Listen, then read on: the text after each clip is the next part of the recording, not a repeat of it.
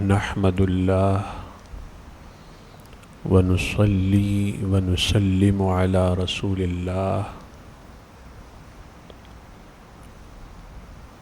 اما بعد فاعوذ باللہ من الشیطان الرجیم بسم اللہ الرحمن الرحیم ان الدین عند اللہ الاسلام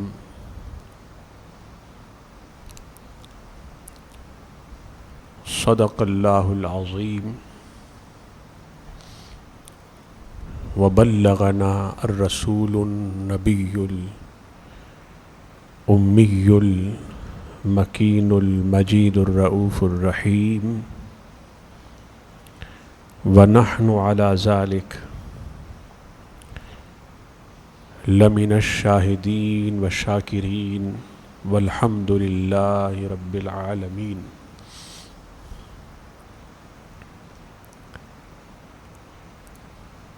حمد و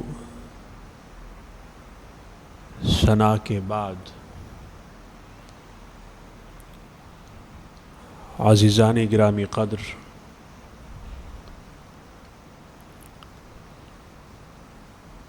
پچھلے جمعۃ المبارک کو میں نے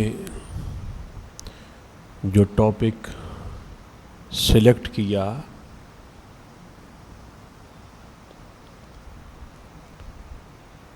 الدین النصیحہ،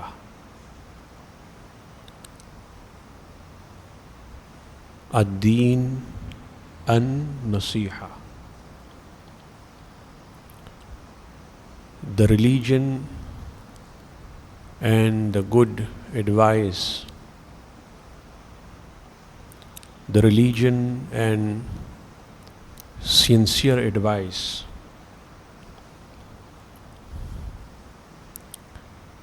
انشاءاللہ آج کی جمعۃ المبارک کا خطاب بھی اسی موضوع اور اسی ٹاپک پر ہے۔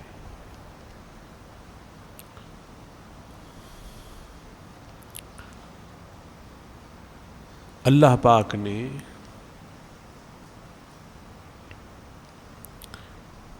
ایک تو النصیحہ کا نظریہ اور اس کی تھیوری وہ ہمیں عطا کی، اور تھیوری کے علاوہ النصیحہ کا عمل اور پریکٹیکل بھی ہمیں دیا۔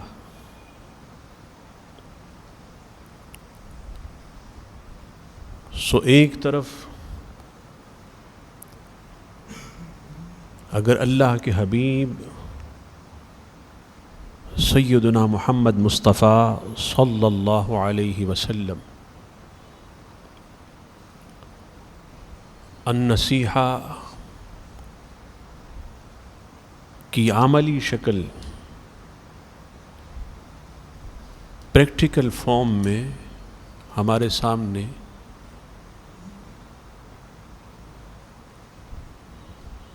ہیں، تو دوسری طرف النصیحہ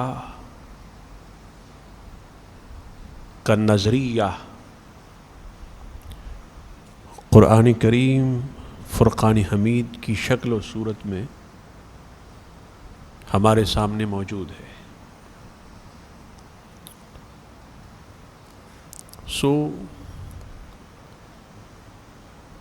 القرآن کتاب النصیحہ،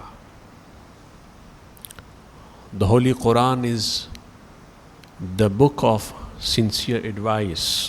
The Holy Quran is the book of good advice. قرآن کتاب نصیحت ہے، اور قرآن النصیحہ کی شان کا مظہر ہے.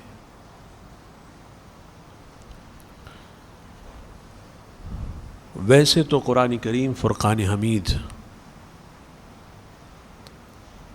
الحمد سے والناس تک پورا قرآن النصیحہ ہے، نصیحت ہے.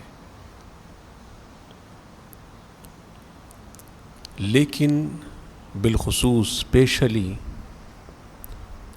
سورہ العصر، اس سورہ میں اللہ جل مجدہ نے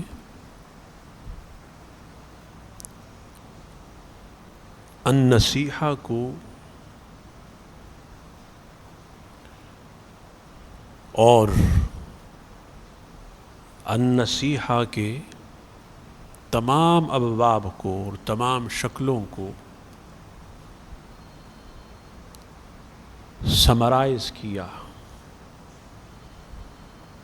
اور پوری امہ کو النصیحہ کی ایک سمری دے دی، نصیحت کا ایک خلاصہ دے دیا. نصیحت کی ایک بنیاد دے دی، نصیحت کے بنیادی خطوط عطا کیے، بنیادی اصول عطا کیے.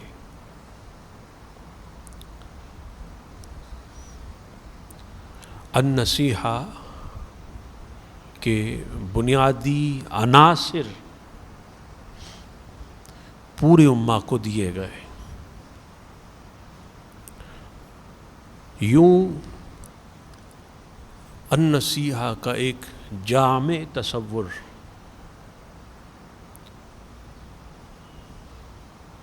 پوری امہ کے پاس آیا. سیدنا آدم علیہ السلام سے لے کر سیدنا عیسیٰ علیہ السلام تک جن جن انبیاء کو کتابیں دی گئیں، صحائف دیے گئے،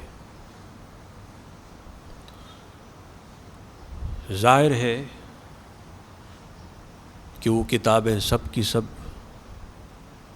وہ صحائف سب کے سب النصیحہ کی حامل ہیں، اور النصیحہ کی مختلف شکلیں اور صورتیں ان میں بھی ہیں. وہ سب کے سب کتب نصیحت ہیں اور صحائف النصیحہ ہیں. ان سب کا اور پھر قرآن کریم فرقان حمید اول سے لے کر آخر تک پورے قرآن کا جو النصیحہ کا تصور ہے وہ پورا کا پورا سورہ العصر میں آیا اور سورہ العصر میں دیا گیا. صبح قیامت تک اتنا جامع تصور النصیحہ کا نہ کسی مذہب میں ہوا، نہ کسی دین میں ہوا، نہ ہو سکتا ہے.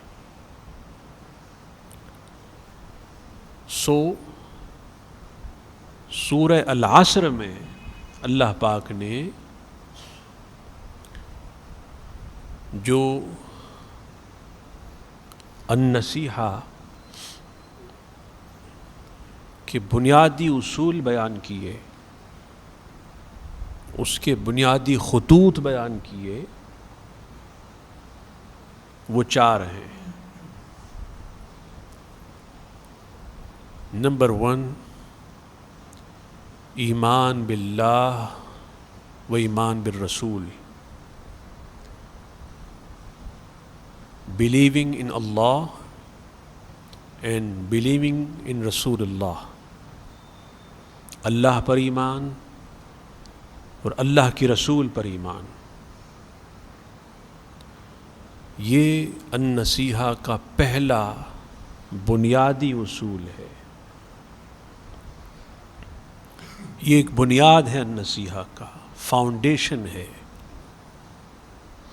اس پر النصیحہ کی پوری عمارت کھڑی ہے.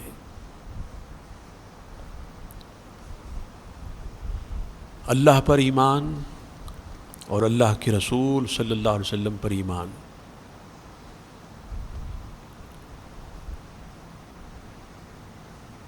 اعلی حضرت نے فرمایا کہ مومن ان کا کیا ہوا کہ اللہ ہی کا ہو گیا، اور کافر ان سے کیا پھرا کہ اللہ ہی سے پھر گیا. مومن ایمان کے بعد رسول اللہ صلی اللہ علیہ وسلم سے کنیکٹ ہو جاتا ہے. اب جو ہی وہ حضور سے کنیکٹ ہوا، سیم اسی ٹائم میں وہ اللہ سے کنیکٹ ہو گیا. یہ النصیحہ کا پہلا فیض ہے. The first blessing of النصیحہ،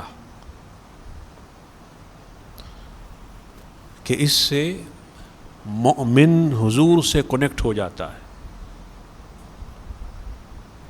اور حضور علیہ السلام سے کنیکشن یہ اللہ کا کنیکشن ہے.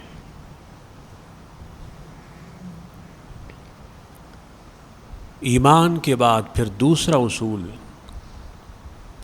جو اللہ نے بیان کیا، نمبر 2، العمل الصالح، the good actions and the good deeds. نیکی، عمل صالح کسی بھی شکل میں ہو، کسی بھی صورت میں ہو،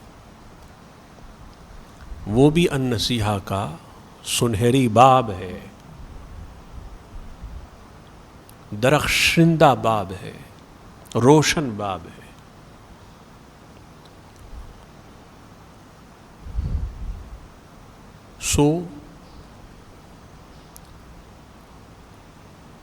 صالحین، نیکوکار، یہ سب کے سب ناصحین ہوتے ہیں، اس لیے کہ عمل صالح اور النصیحہ یہ ساتھ ساتھ چلتے چلے جاتے ہیں.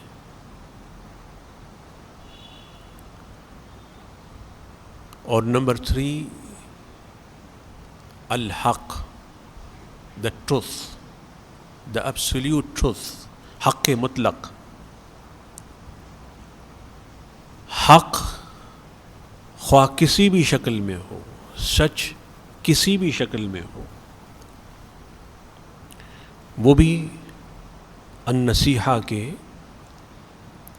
زرین ابواب میں سے ہے، درخشندہ ابواب میں سے.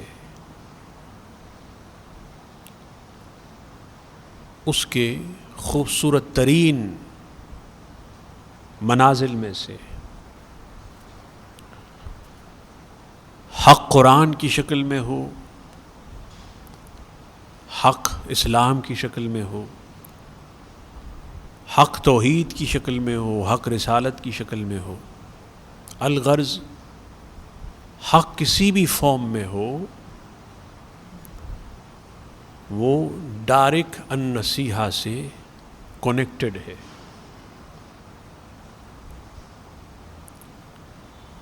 پھر نمبر 4، الصبر، دا پیشنس، صبر کرنا، صابرین میں سے ہونا. یہ بھی النصیحہ کے خوبصورت ترین ابواب میں سے ہے.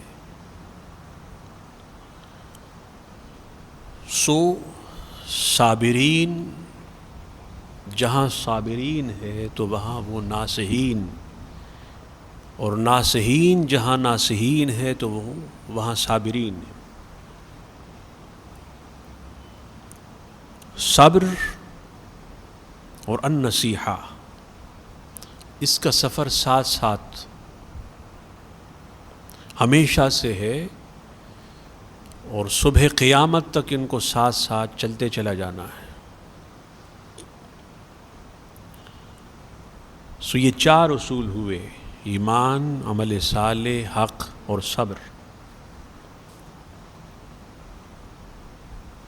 جنہوں نے النصیحہ کی اس کانسیپٹ کو کمپلیٹ کیا، النصیحہ کے اس تصور کو مکمل کیا جو اللہ کا اور اللہ کی رسول صلی اللہ علیہ وسلم کا مقصود ہے۔ حضور علیہ السلام کے صحابہ، اہل بیت، پھر تابعین، پھر اتباع تابعین، پھر اولیاء کاملین، علماء ربانیین، سب کے سب جو پیکران النصیحہ ہوئے، جو مظاہر النصیحہ ہوئے، اپنے اپنے زمانے میں، اپنے اپنے ادوار میں، انہوں نے النصیحہ کی عملی شکل پوری امہ کے سامنے پیش کی۔ ان میں سے شہدائے احد، اور پھر ان شہداء کے افتخار، ان شہداء کے مختار، ان شہداء کے امیر، ان شہداء کے ظہیر، امیر الشہداء سیدنا امیر حمزہ رضی اللہ تعالی عنہ، یہ ان خوش نصیبوں میں سے ہے جنہوں نے النصیحہ کے نظام کو، النصیحہ کے نظام کو بپا کرنے کے لیے اپنی جان اللہ کے حضور پیش کی۔ آج 15 شوال المکرم ہے، اور یوم احد اور شہدائے احد پوری دنیا میں عقیدت کے ساتھ اور احترام سے منایا جاتا ہے۔ سو قیامت تک جب بھی النصیحہ کا تصور آئے گا تو اس کے ساتھ ساتھ شہدائے احد کا تصور بھی آئے گا۔ پھر آگے چلتے چلے جائیں،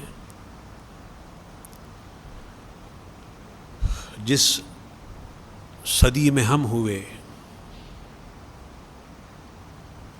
جس دور میں ہم ہوئے، اس دور میں اللہ کے عظیم ولی، عارف، زاہد، صوفی، داعی، مبلغ اسلام کے شہزادے، قائد اہل سنت، امام انقلاب، الحافظ القاری العلامہ شاہ احمد نورانی صدیقی نور اللہ مرقدہ ہوئے۔ آپ کا مشن کیا تھا؟